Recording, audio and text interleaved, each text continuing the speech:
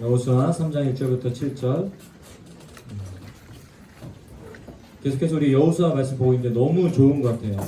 그래서 주중에도 계속 반복하고 있고, 근데 잘 또 묵상하셨으면 좋겠고, 돌아오는 주에도 3장 1절부터 7절을 좀 계속 묵상할 터인데, 이번 어제까지도 계속 묵상했고, 내일부터 또 묵상하게 될 터인데, 오늘 말씀을 듣고 더 깊이 들어가봤으면 좋겠습니다. 함께 한 목소리로 합독하겠습니다. 또 여호수아가 아침에 일찍이 일어나서 그와 모든 이스라엘 자손들과 더불어 시딤에서 떠나 요단에 이르러 건너가기 전에 거기서 유숙하니라. 사흘 후에 관리들이 진중으로 두루 다니며 백성에게 명령하여 이르되 너희는 레위 사람 제사장들이 너희 하나님 여호와의 언약궤 매는 것을 보거든 너희가 있는 곳을 떠나 그 뒤를 따르라. 그러나 너희와 그 사이 거리가 2000규빗쯤 되게 하고 그것에 가까이 하지는 말라. 그리하면 너희가 행할 길을 알리니 너희가 이전에 이 길을 지나보지 못하였음이니라 하니라. 여호수아가 또 백성에게 이르되 너희는 자신을 성결하게 하라. 여호와께서 내일 너희 가운데 기이한 일들을 행하시리라. 여호수아가 또 제사장들에게 말하여 이르되 언약궤를 메고 백성에 앞서 건너라 하매 곧 언약궤를 메고 백성에 앞서 나아가니라. 여호와께서 여호수아에게 이르시되 내가 오늘부터 시작하여 너를 온 이스라엘의 목전에서 크게 하여 내가 모세와 함께 있었던 것 같이 너와 함께 있는 것을 그들이 알게 하리라. 아멘. 네, 한 달에 한 번 돌아오는 이 시대 최고의 설교자. 네, 오늘도 우리 배장한 목사님입니다. 곧 한 3년 뒤에 되겠지만, 네, 우리 배장한 전사님 또 우리 함께 모셔서 귀한 말씀 나누도록 하겠습니다. 우리 예배 때는 하나님께 경배해야 되지만 우리 최고의 설교자를 맞이하는 기쁨을 박수로 한번 표현해 볼까요?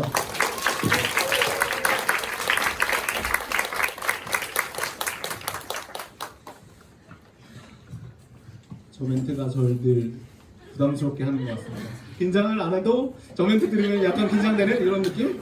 그래도 너무 감사합니다, 목사님. 늘 감사합니다. 너무 감사해요. 진짜 감사해요. 네. 우리 오늘 설교 말씀 너무 좋았죠, 담임 목사님. 저도 은혜를 많이 받았는데 여사람과 한번 이렇게 인사하고 시작했으면 좋겠습니다. 좀 다르게 살아봅시다. 네, 우리가 다르게 사는 게 참 힘든데 그래도 다르게 살라고 그리스도인 하는 거잖아요. 제가 왜 이 인사를 했냐면 설교 내용이 조금 비슷한 부분이 있어요. 그래가지고 들으면서 큰일 났다. 오늘 정말 큰일 났다. 어떡하지? 담임 목사님한테 담임 목사님 설교랑 비슷한 부분이 있다니 이러면 안 되는데 라는 걱정을 했는데 그래도 하나님께서 저에게 은혜 주신 부분이 있고 또 하나님께서 이곳에 성령으로 역사하셔서 여러분들에게 또 다른 은혜들을 주실 것을 믿기 때문에 여러분들이 어떤 부분이 다른가 한번 틀린 그림 찾기 하는 것처럼 잘 들어주셨으면 네, 감사드리겠습니다. 네. 여러분 혹시 종교개혁자 마틴 루터에 대해서 들어보신 적이 있나 모르겠습니다. 마틴 루터 여러분들 한 번쯤은 들어보셨을 거라고 생각해요. 근데 약간 헷갈릴 수 있는 게 마틴 루터가 두 사람이 있죠. 한 사람은 마틴 루터고 한 사람은 마틴 루터 킹. 제가 이 부분에 되게 헷갈려 많이 했었는데 마틴 루터 킹은 이제 흑인으로서 그 흑인들이 탄압받던 시기에 그 저항 운동을 했던 목사님이시고요. 그리고 제가 지금 얘기하려는 사람은 종교개혁자 마틴 루터입니다. 당시 루터는 타락한 카톨릭의 문제점을 지적하는 95개조 반문문을 작성했습니다. 그래서 카톨릭에 불려가서 야, 너 이런 내용 쓰면 되냐? 쓰지 마라. 네가 잘못했다고 인정해라. 라고 협박을 받기도 하고 또 압박을 계속적으로 받았다고 합니다. 그러나 루터는 흔들리지 않고 자기의 신념을 잘 지켜냈다고 합니다. 카톨릭에 복종하지 않았던 루터는 목숨조차 위태로운 상황이 되었다고 합니다. 그래서 가톨릭으로부터 숨어서 운동 생활을 하고 있었습니다. 운동 생활을 하면서 루터가 했던 작업이 있었는데요. 바로 성경 번역입니다. 성경 번역을 했다고 하니까 약간 이상하게 생각할 수 있는데 왜 성경 번역을 했냐면 그 당시에는 라틴어로밖에 성경 번역이 되지 않았습니다. 그래서 라틴어를 모르는 사람들은 성경의 내용을 알 수가 없었어요. 그래서 가톨릭 입장에서는 자기들이 라틴어 내용을 알고 있고 성경책을 아는 사람이 아니었으니까 자기들에게 유리한 대로 면죄부를 패기도 하고 또 자기들의 이득을 취하기도 하고 그런 악행들을 저질렀기 때문에 루터가 그런 것들에 대해서 반박문을 작성하고 자기 잘못된 성경을 제사하는 사람들에게 독일어로 번역을 해서 독일에 살았었거든요. 그래서 독일어로 번역을 해서 독일 사람들이 올바른 성경에 대해서 알 수 있도록 만들자 하는 게 목표였습니다. 그가 성경 번역을 하던 방을 보면은 벽과 기둥에는 지금까지 잉크 자국이 남아 있다고 해요. 근데 이상한 게 뭐 책상에 남아 있어야 되는데 잉크 자국 하면은 왜 벽과 기둥에 남아 있나 봤더니 루터는 운동 생활을 하는 게 굉장히 힘들었다고 해요. 왜냐하면 이제 목숨이 위태위태하니까 언제 죽을지 모르는 상황에서 굉장히 위태위태한 삶을 하루하루 살아가고 있었다고 합니다. 그래서 차라리 번역을 그만두고 교황과 타협해서 좋은 자리를 얻고 편안하게 사는 것이 낫겠다고 매일매일 생각했다고 합니다. 그때마다 루터는 사탄아 물러가라 하고선 그 인기병을 벽에다가 던지고 기둥에다가 던졌다고 해요. 이 얘기를 들어봤을 때는 참 대단하긴 하지만 약간 성격 파탄자가 아닐까라는 생각도 들긴 했는데 아무튼 대단한 사람이죠. 너무 대단한 사람인데 네. 그런 것들을 보면서 결국 어려운 상황이지만 루터는 하나님께서 원하시는 선택들을 하면서 기독교인들을 위한 성경을 완성해서 역사적으로 굉장히 중대한 기여를 하게 됩니다. 오늘 본문 속에 있는 이스라엘 백성들도 요단강을 건너기에 앞서서 요단강을 건너기에 앞서서 선택의 기로 앞에 놓여 있습니다. 40년 광야 생활의 결승점이가 가나안의 문턱이라고 할 수 있는 요단강을 건널 준비를 하고 있기 때문입니다. 이제 요단강만 건너면 꿈에 그리던 가나안이 있습니다. 그런데 건너려고 하는데 문제가 한 가지 생겼습니다. 어떤 문제냐면 요단강이 범람하는 문제였습니다. 15절 상반절을 보면 요단이 곡식이 거두는 시기에는 항상 언덕에 넘치더라 라고 언급하고 있습니다. 이 말인 즉슨 곡식을 거둔 시기에 이스라엘 백성들이 요단강을 건너려고 했는데 그때는 항상 요단강이 범람하고 있는 상태였다라고 설명하고 있는 것입니다. 그래서 준비해서 건너가려고 했더니 하필 요단강이 건너갈 수 없는 상황이 돼버린 겁니다. 정탐꾼까지 여리고에 보내면서 우리 목사님한테 2장 설교 들었죠. 그래서 정탐꾼까지 보내면서 가나안에 철저하게 들어갈 준비를 했는데 이게 무슨 날벼락 같은 상황인지 참 너무나 어려운 상황이 생겨버렸습니다. 여러분이라면 이 상황에서 여러분이 여호수아였다면 이 상황에서 어떤 결정을 하셨을 것 같습니까? 저라면 아마도 물이 좀 줄어들 수 있도록 기다렸을 것 같습니다. 왜냐하면 물 주는 게 기다리는 게 얼마나 많이 오래 걸릴 일이 아니잖아요. 그래도 길어봤자 한 달, 이 정도 되겠죠. 그래서 그 정도 기다리면서 최고의 타이밍에 맞춰서 왜냐하면 40년 동안 이스라엘 백성들이 고대하고 기다려왔던 정말 중대한 일이기 때문에 그렇게 한 달 정도 기다리는 거 괜찮지 않을까라는 생각도 저는 해봤습니다. 또 다른 생각을 해보면 아니면 여리고에도 정탐꾼을 보냈는데 그 요단강이 길긴 하지만 거기 조금 사람들 보내서 좀 얕거나 물살이 안 센 곳을 찾아서 그것을 통해서 건널 생각을 해보지 않았을까 싶습니다. 그래서 그런 곳을 찾았다면 뗏목을 만들다든지 아니면 다리를 이렇게 놔서 건너갈 생각을 하지 않았을까, 그게 맞지 않을까라는 생각을 했습니다. 그런데 여호수아는 이런 방법이 아니라 백성들에게 약간의 이상한 명령을 합니다. 우리 3절 4절 같이 한번 읽어봤으면 좋겠는데요. 3절 4절. 네. 3절 4절. 네. 찾으셨으면 같이 한번 읽어보도록 하겠습니다. 3절 4절 시작. 너희는 레위 사람 제사장들이 너희 하나님 여호와의 언약궤에 매는 것을 보거든 너희가 있는 곳을 떠나 그들을 따르라. 그러나 너희와 그 사이가 먼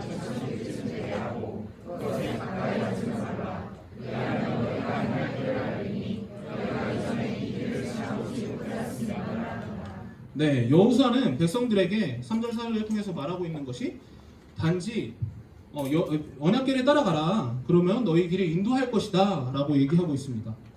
다른 어떠한 설명을 안 해주고 있어요. 그냥 언약궤를 따라가라. 그러면 니네 길을 인도할 것이다 라고 얘기하고 있는 거죠.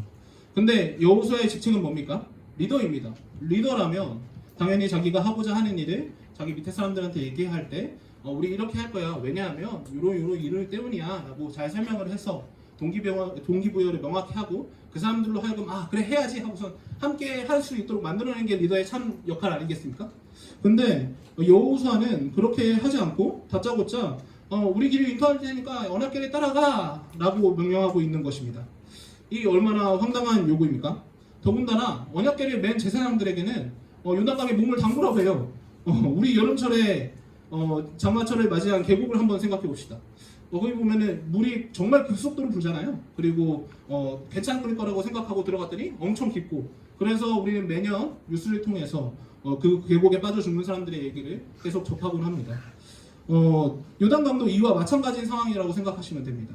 그런 곳에 여호수아는 제사장들에게 야 그것도 무거운 언약궤를 메고 돌로 돼 있거든요. 언약궤를 메고 들어가라고 하는 것입니다. 그런데도 이게 얼마나 이상한 일입니까? 근데 더 이상한 일은 제사장들은 백성들의 그런 요구에 제사장들과 백성들은 여호수아의 그런 명령에도 불구하고 그냥 아무 군말 없이 아무 토도 달지 않고 그냥 건너기로 순종하기로 작정했다는 것입니다. 그리고 그렇게 했다고 성경책에서 이야기하고 있습니다.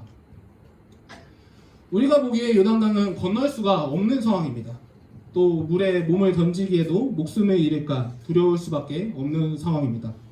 현실적인 측면으로는 여호수아의 명령, 즉 하나님의 명령은 우리가 지키기에는 선택하기에는 너무나 어려운 방법이 아닐까 싶습니다.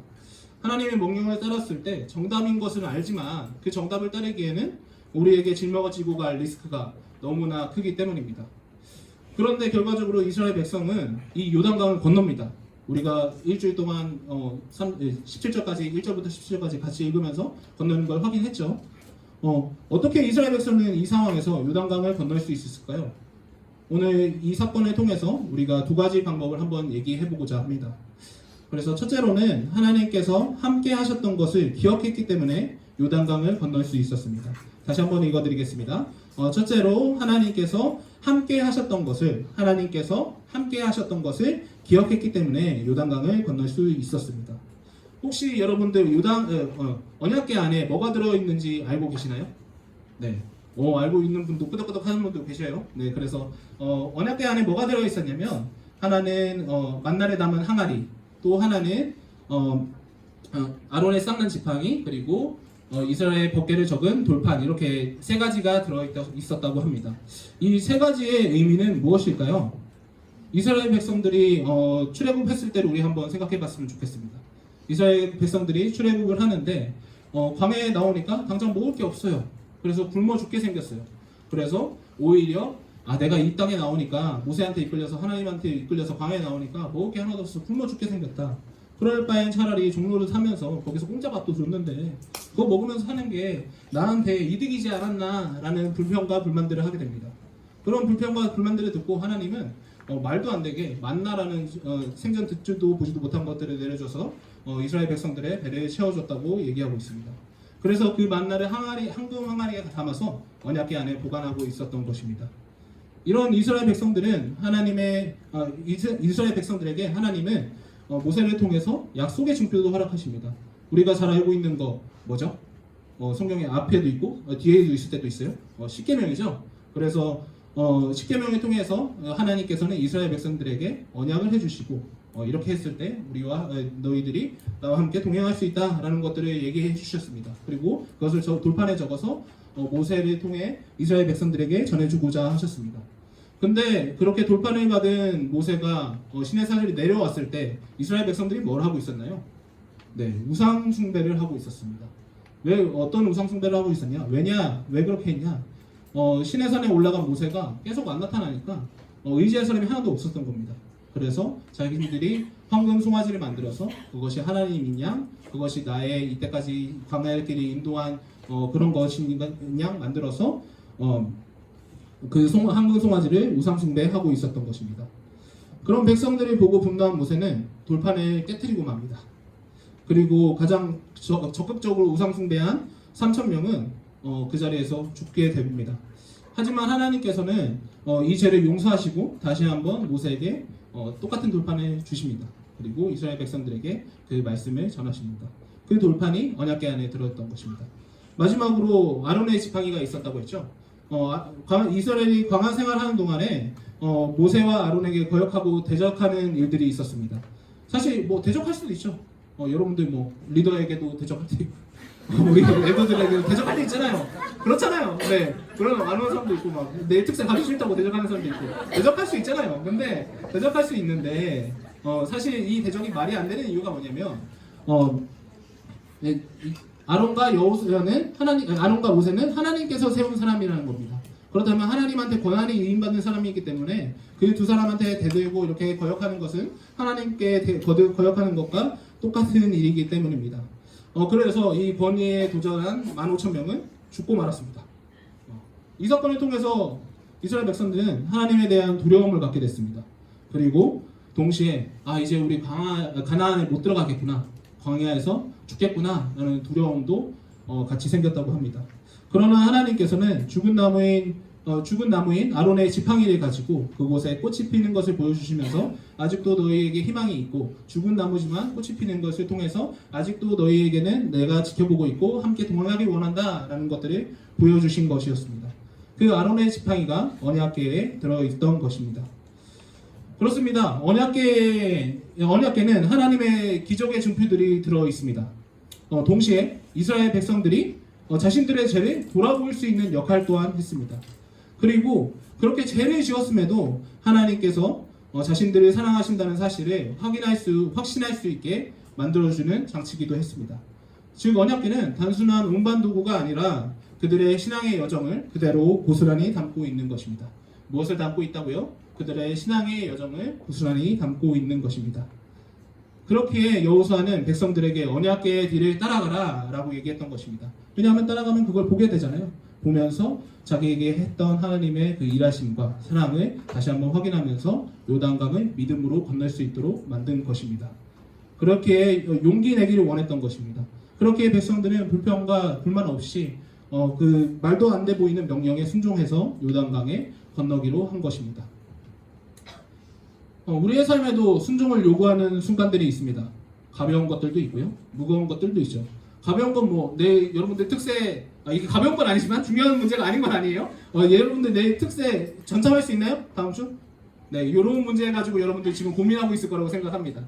이런 가벼운 문제들도 있겠지만 이런 거에 대해서는 우리가 굉장히 심각하게 고민해요. 어떡하지? 가긴 가야 되는데 힘든데 어떡하지? 라는 고민들을 막 합니다. 하지만 그런데 내 삶에 극대한 영향을 미치는 중요한 순간들에는 오히려 우리가 이렇게 심각하게 고민하지 않는다는 것입니다.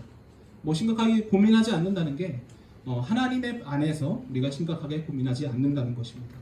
오히려 중요한 순간들에는 실리를 집요하게 따져가면서 최대한 현실적인 나에게 좋은 결과를 가져줄 만한 선택들을 하려고 이것저것 따져보고 생각을 하게 됩니다. 왜냐하면 하나님의 방법을 따랐다가는 내가 크게 손해볼 수 있기 때문입니다. 그럴 수도 있기 때문입니다. 이스라엘 백성들도 마찬가지였습니다. 광야에서 살아남는 것이 두려웠습니다. 그래서 자신들을 애굽 땅에서 끌어낸 하나님 원망하기도 했고, 또 자신들의 방법으로 이 광야 땅 가운데서 살아나가려고 이 방법도 시도해보고 저 방법도 시도해보고 하면서 열심히 노력해봤습니다. 그렇지만 결과가 아까 제가 얘기했던 것처럼 어땠습니까?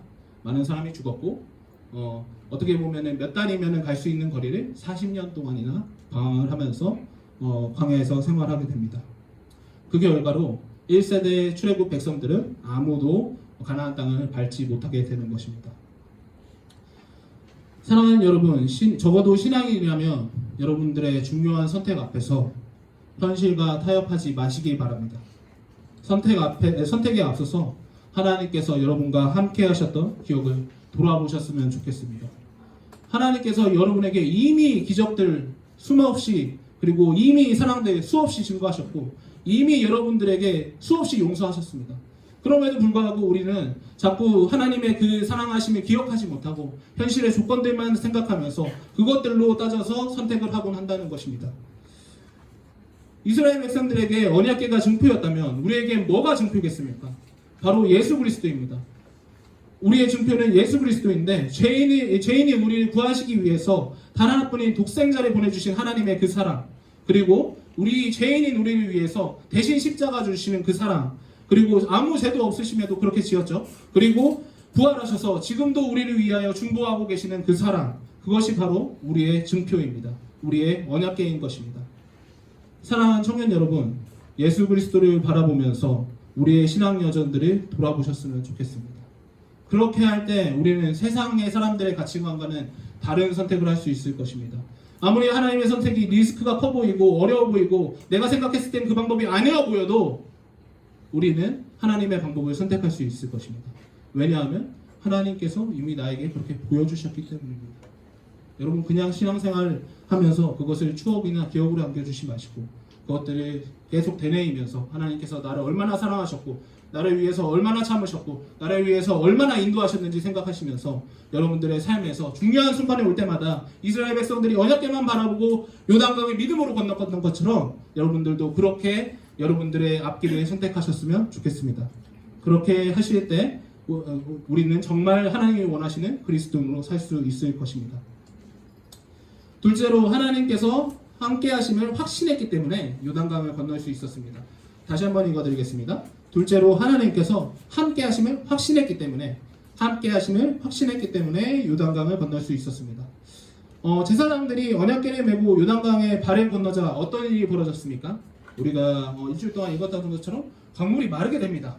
뭐 갈라지는 거 아니고요. 홍해처럼 마르게 됐다고 얘기하고 있어요. 그래서 그 언약궤를 지고 제사장들이 가운데 서자 그렇게 되면은 이제 우리가 언약궤를 가지고 이렇게 통과해서 지나가면 되는 거 아니겠습니까? 그거 가지고 이제 이스라엘 백성들이 지나면 되지 않겠습니까? 근데 약간은 우리가 생각한 거랑 다른 모습일 수도 있는데 우리가 17절 같이 한번 읽어봤으면 좋겠습니다. 17절.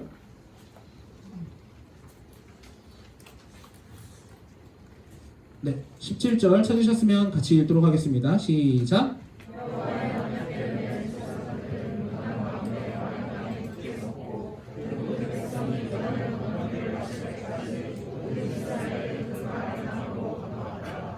네, 제가 어떤 부분이 다르다고 한지 조금 이해하시는 분들이 있을까요? 제가 말하고자 하는 부분은 이때까지 언약궤는 앞서가면서 이스라엘 백성들이 인도했습니다. 그런데 우리가 17절을 보니까 이제는 앞서가는 것이 아니라 요단 가운데서 백성들이 지나갈 때까지 굳게 서 있다는 것입니다. 이제껏 단 한 번도 이스라엘 백성들은 언약궤를 앞서가지 않았습니다. 근데 그렇기에 우리는 이 일에 대해서 조금 집중해 볼 필요가 있습니다. 누군가는 언약궤의 가운데가 있어야지 그게 이제 능력을 발휘하는 거니까 가운데 있어야지 그렇게 다들 건너갈 때까지 물이 말라있지 않겠냐라고 생각할 수 있을 것 같습니다. 그러나 하나님의 능력이 언약궤가 있어야지만 발동하는 건가요? 그런 거 아니죠. 하나님께서는 전지전능하시기 때문에 언약궤가 물론 하나님을 상징하는 역할이긴 하지만 언약궤가 굳이 거기 있지 않더라도 하나님께서 이미 건너게 하게끔 작정하셨기 때문에 요단강은 말라 있을 것이라는 겁니다. 그렇다면 언약궤는 왜 앞서가지 않고 요단강 중심에 굳게 서 있었을까요? 하나님께서는 언약궤가 마른 요단강 중심에 있는 것을 통해서 이 사건의 중심에 하나님께서 계신 것을 알려주고 싶으시기 때문입니다. 다시 한번 말씀드리면 하나님께서는 요단강 중심에 언약궤가 있음으로써 이 사건의 중심에 하나님께서 개입하고 계시다라는 것을 이스라엘 백성들에게 보여주고 싶으셨던 것입니다. 앞장서가면서 이스라엘을 인도하실 뿐만 아니라 모든 사건에서 모든 상황에서 그 중심에 계시면서 이스라엘과 함께 하시고 이스라엘을 지켜주신다는 것을 보여주고 싶으셨던 것입니다. 그렇기에 이스라엘 백성들은 그 사실을 알았고 요단강을 건너면서 언약궤를 지나칠 때 하나님이 우리와 함께 계시구나, 하나님이 이렇게 전지전능하신 분이시구나, 하나님이 이제는 나를 지키고 계시는구나, 우리와 함께 하시는구나 라는 사실을 확신하며 두려움 없이 요단강을 건넜을 것입니다. 여러분의 문제의 중심에는 무엇이 있습니까? 현실적인 조건입니까? 아니면 하나님입니까? 우리의 삶의 문제와 선택들 가운데 하나님이 함께 하신다는 사실을 가장 먼저 기억하셔야 합니다. 근데 그게 아니라 우리는 현실의 조건들이 눈앞에 보여서 그것이 가리고 있어서 하나님이 중심에 계신다는 걸 바라보지 못하고 우리는 조건들을 따져가며 내가 손해보지 않을 만한 조건들, 내가 손해보지 않을 만한 선택들을 하려고 발버둥 칩니다. 그렇게 했다가는 우리는 믿음으로 요단강을 건너는 것이 아니라 광야에서 40년 그 이상을 머물지도 모릅니다. 바라기는 부디 여러분의 인생이 광야에 머무는 인생이 아니라 요단강을 건너는 인생이 되시기 바랍니다. 그것을 기억할 때 우리는 현실의 문제 앞에 고민하지 않을 것입니다. 어떻게 해야 내가 조금 이득 볼까? 어떻게 해야 내가 조금 더 편한 선택을 할 수 있을까? 고민하지 않을 것이라는 겁니다. 하나님께서 내 문제의 중심에 서서 나를 지키시기에 믿음으로 우리 삶의 요단강을 믿음으로 두려움 없이 건널 수 있다는 것입니다. 사랑하는 청년 여러분, 우리는 죄인이기 때문에 하나님이 원하시는 선택을 하는 것이 참 힘듭니다. 이것만 선택하면 내가 조금 더 편할 것 같다는 생각들, 그리고 요거는 하나님 내가 요거 정도는 결정해도 되잖아요. 내가 요거 정도는 선택해도 되잖아요 하면서 나도 모르는 사이에 타협하고 있지 않는지 우리는 돌아봐야 할 것 같습니다. 그래서 그런 것들 하나하나 따져보다 보니까 정말 중요한 순간에는 오히려 하나님이 원하시는 선택을 못하는 때가 많은 것 같습니다. 근데 언제까지 그렇게 세상적으로 선택하면서 사실 겁니까? 여러분들 여기 온 게 그리스도인이기 때문에 온 거 아닙니까? 언제까지 세상 사람들과 똑같이 좀 다르게 살지 않고 어떻게 똑같이 그렇게 현실적인 조건들 따져가면서 선택하면서 사실 겁니까? 그리스도인이라면 세상과 다르다고 한다면 정말로 하나님을 사랑한다면 하나님께서 원하시는 선택을 해야 되지 않겠습니까?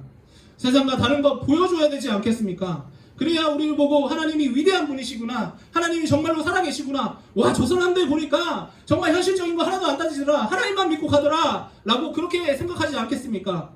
그래야지 우리와 함께 하시는 하나님을 우리가 욕되게 하고 있는 건 아닌지 하나님만 바라보고 가야 되는데 세상적 조건들 따지다 보니까 하나님을 욕먹이는 일을 선택을 하지는 않는지 우리는 다시 돌아봐야 합니다.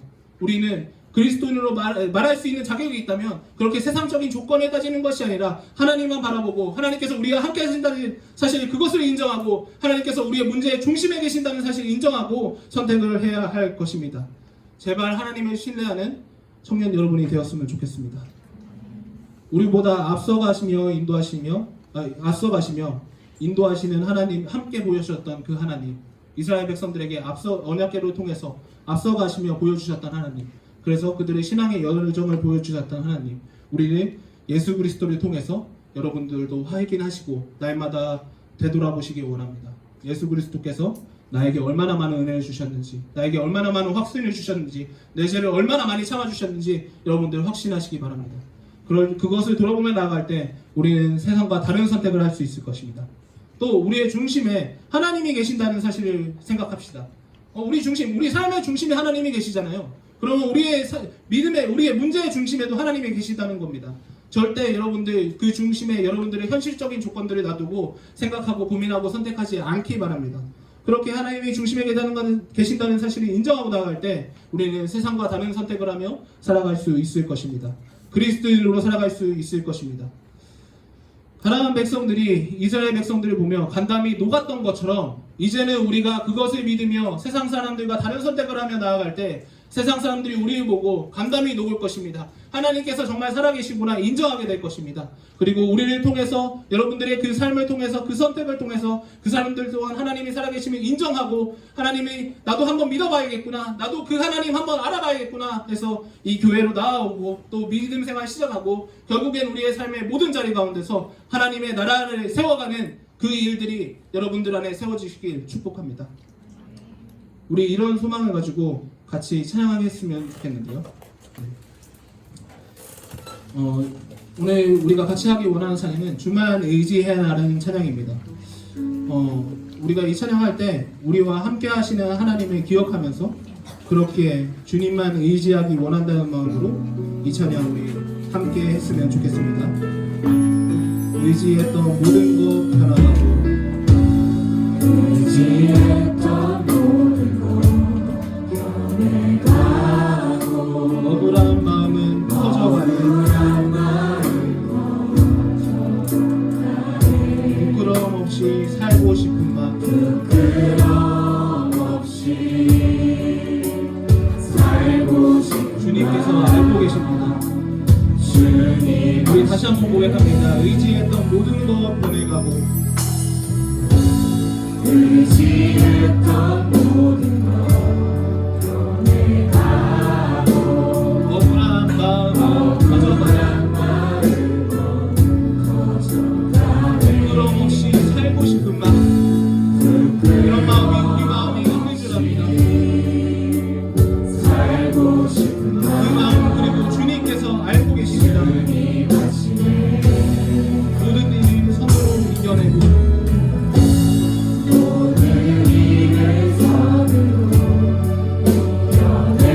죄의 유혹을 따르지 않기를 원합니다.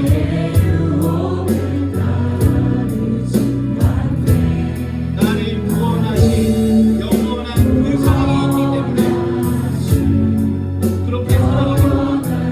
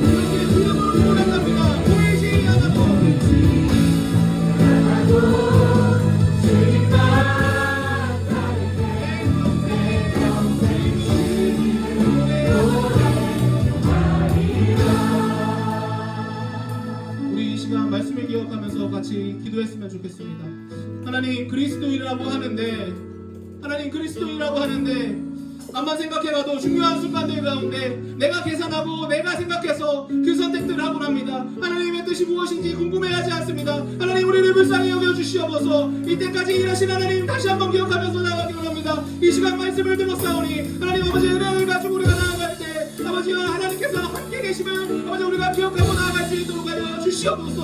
그리하여 우리의 선택의 순간들 가운데 아버지 세상 사람들과 똑같이 조건 따져가며 선택하지 않냐고 하나님만 바라보며 나아갈 수 있도록 하여 주시고 이 문제의 중심에 하나님이 계심을 기억하며 하나님께서 원하시는 선택할 수 있도록 주여 붙들어 주시옵소서. 우리 이 기도를 가지고 주의 이름 찾으며 기도하며 나아가겠습니다. 주여 아버지 우리 붙들어 주시옵소서. 하나님 우리가 그리스도인과 얘기하나 어떻게 살수 있다고 아버지가 올라가시고 합니다. 하나님 우리를 살게 하시고 우리가 그렇게 살지 않고 하나님 이제는 그렇게 살기 원하시는 그런 마음 없이 살고 싶은 하나님 우리 이 마음 가운데 주님께서 그 마음 하시고 하나님 우리 청년들 마음 가운데 하나님 예수 그리스도의 그 역사심을 다시 한번 되새기며 하나님께서 우리 문제의 중심에 계심을 기억하며 아버지 세상 나음과 아름다운 선택할 수 있도록 주여 인도하여 주시옵소서. 그리하여 주여 우리가 죄의 이름을 잡지 않고 하나님께서 원하시는 그 구원의 역사 가운데 들어가게 하시고 이루의 목적이 이동을 모두가 가져오는 우리의 삶의 문제 앞에서 그 유다감이라는 문제 앞에서 우리가 영원히 할 목적이 아니라면 우리 생각으로 깨달아 하고 하나님께서 원하시는 것이며 아버지 이 땅에서 믿음을 살아가며 하나님의 나라의 소망을 하나님의 백성될 수 있도록 주여 인도하시고 붙들어 주시옵소서. 주님의 인자를 주시옵소서. 기억하여 주시옵소서. 우리의 삶 가운데 하나님께서 원하시는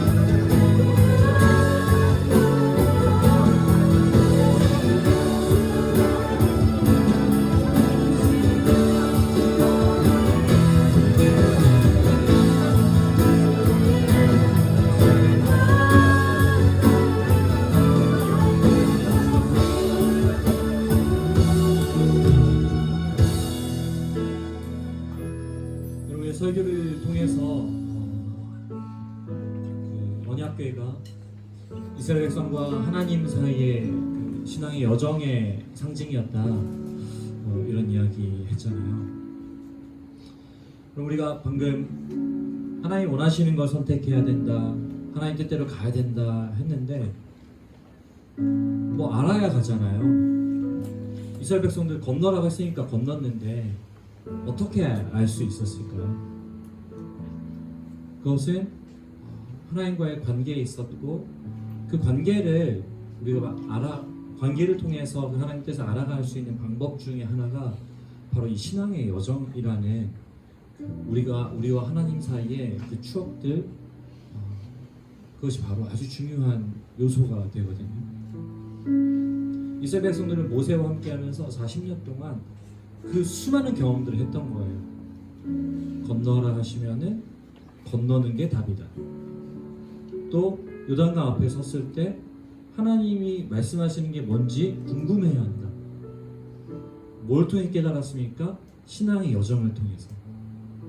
오늘 우리도 어떤 사람은 오늘 뭐 처음 교회에 왔을 수도 있고, 또 어떤 사람은 신앙생활 시작한 지 이제 1년 됐을 수도 있고, 어떤 사람은 모태신앙이어서 30년 신앙생활을 했을 수도 있습니다. 근데 그 시간이 중요한 것은 아닙니다. 그러나 그 짧은 또는 긴 신앙의 여정 속에서 하나님과 어떤 신앙의 이야기, 신앙의 여정을 만들어 가고 있는가가 중요하겠죠. 우리 잠깐 눈을 감고 한번 생각해 봤으면 좋겠어요. 이제껏 나는 하나님과 어떤 신앙의 여정을 만들어가며 왔지? 이런 생각들. 또 이제 신앙생활 시작한 지체들은 하나님이 만약에 계신다면 내 삶 속에서 어떤 신앙의 여정을 만들어 가실까?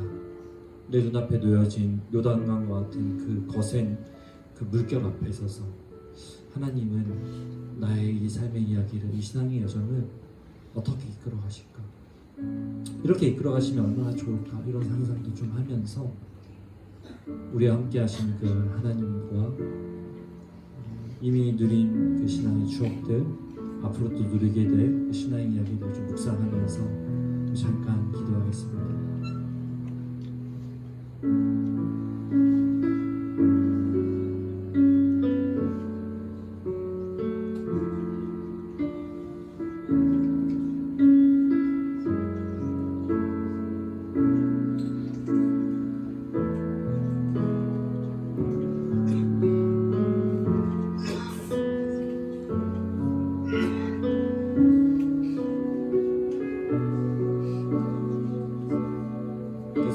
계속해서 기도하시고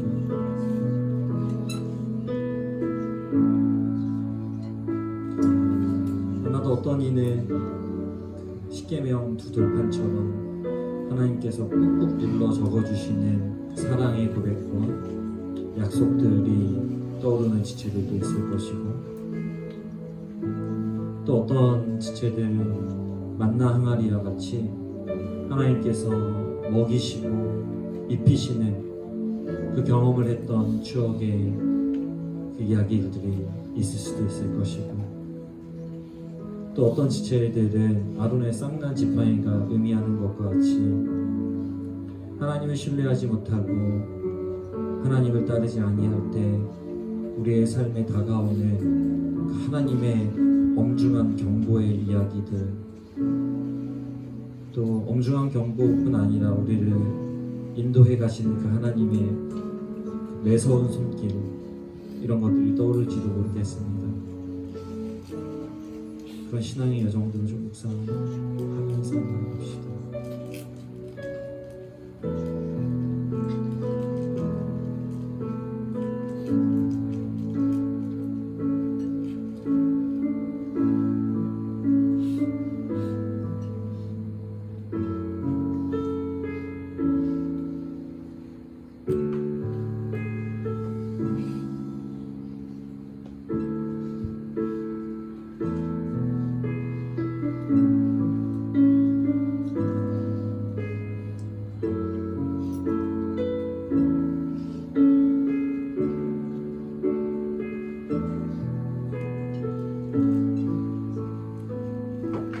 주어진 내 삶이 작게만 보여도 선하신 주 나를 이끄신 분의 중심을 보시는 주님만 따르네.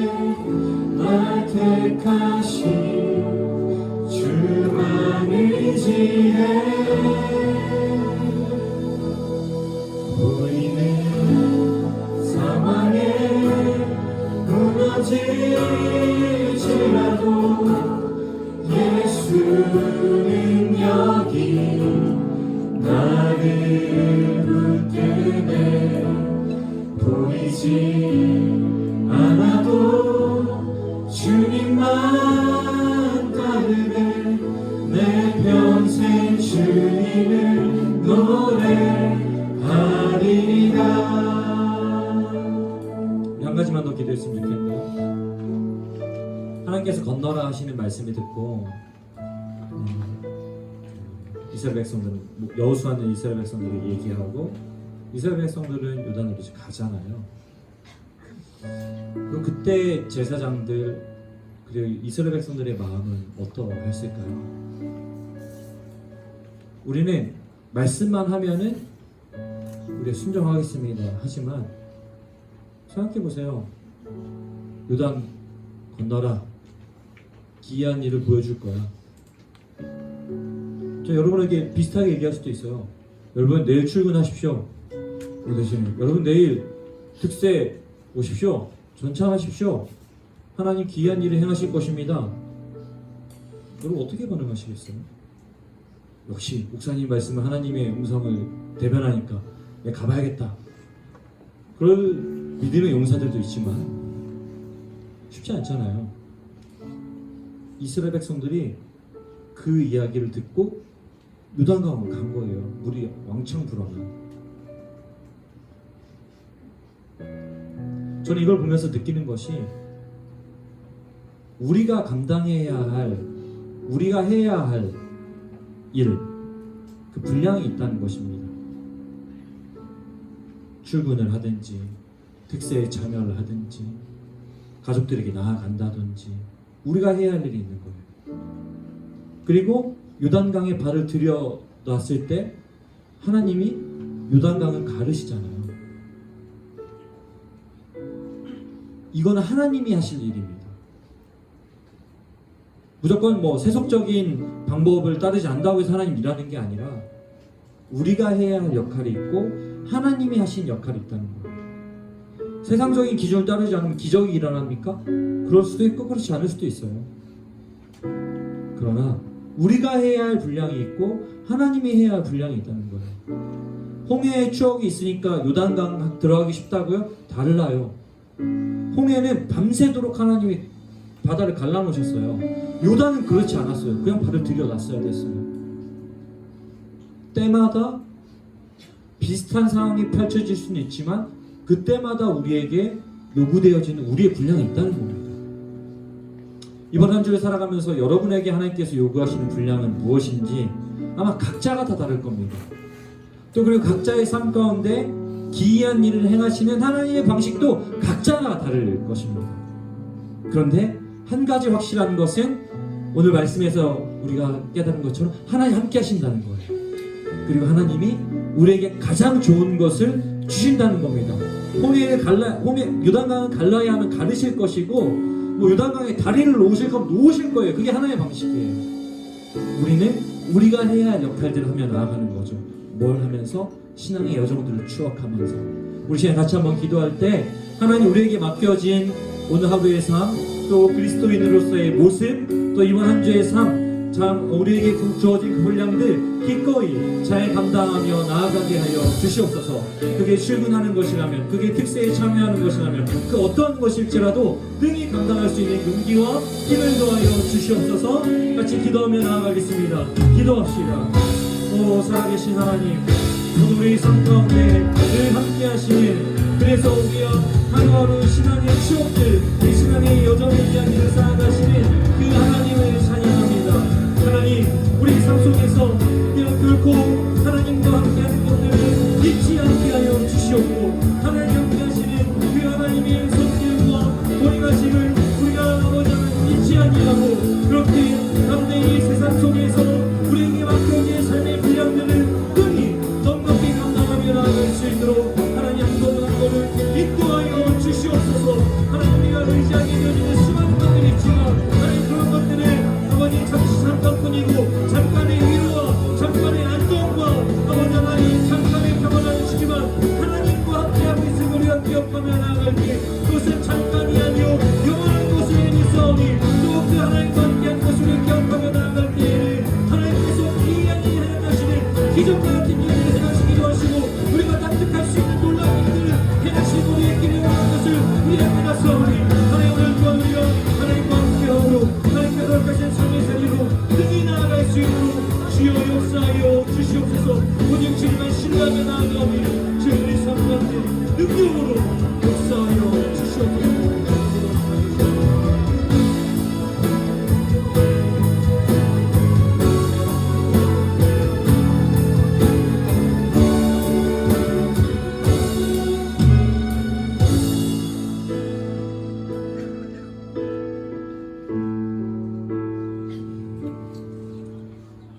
하나님,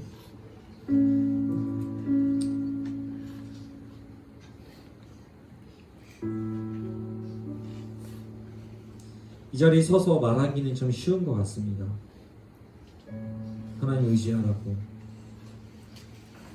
하나님 함께 하신다고, 그러니까 우리에게 주어진 분량 잘 감당하라고, 그렇게 해보자고. 근데 막상 삶의 자리에 나아가 보면 세상적인 기준들이라 하지만 하나님 그게 너무 우리의 삶의 이야기여서 어디까지 외면해야 되고 어디까지는 또 우리가 하나님께서 허락하신 분량이라고 생각하며 감당해야 할지 헷갈리고 혼란스러운 것 같습니다. 하나님, 그런데 그렇기 때문에 우리가 하나님 말씀 앞에 서고, 그렇기 때문에 우리가 매일매일 기도하지 않을 수 없음을 또 깨닫고 고백하게 됩니다. 하나님, 이번 한 주 살아가면서 말씀과 기도로 하나님의 뜻을 분별하게 하여 주시옵고, 그렇게 우리 삶에 주어진 우리에게 허락된 그 분량들을 기꺼이 감당하게 하여 주시옵소서. 그리고 그렇게 기꺼이 감당하며 나아갈 때 우리의 인생길이 그냥 우리 한 사람 살아내고 죽어가는 그런 이야기가 아니라 영원하신 하나님과 함께 만들어가는 영원한 신앙의 여정 이야기가 될 수 있도록 하나님 우리 삶 가운데 역사하여 주시옵소서. 수도 없이 흔들릴 수밖에 없는 불안한 요단강과 같은 현실 속에서 하나님, 그것이 아니라 하나님께서 원하시는 게 뭔지 깨닫고 한번 용기 내볼 수 있는, 그리고 그것에 놀랍도록 역사하신 하나님의 손길을 또 맛보는 우리 삶 될 수 있도록 주여 함께하여 주시옵소서. 하나님, 특별히 이번 주에는 특세가 있습니다. 많은 지체들이 또 다짐하며 특별 새벽 기도를 통해서 한번 내 신앙의 여정에 새로운 전기를 마련해 보겠다라고 다짐하며 나아갈 터인데, 피곤치 않게 하시고 오히려 일찍이 시작하는 하루로 말미암아 이번 한 주가 그 어떤 시기보다도 더 윤택하고 풍성한 한 주가 될 수 있도록 주여 함께 하시고 일하여 주시옵소서. 그렇게 우리 삶 구석구석 역사하실 것을 믿습니다.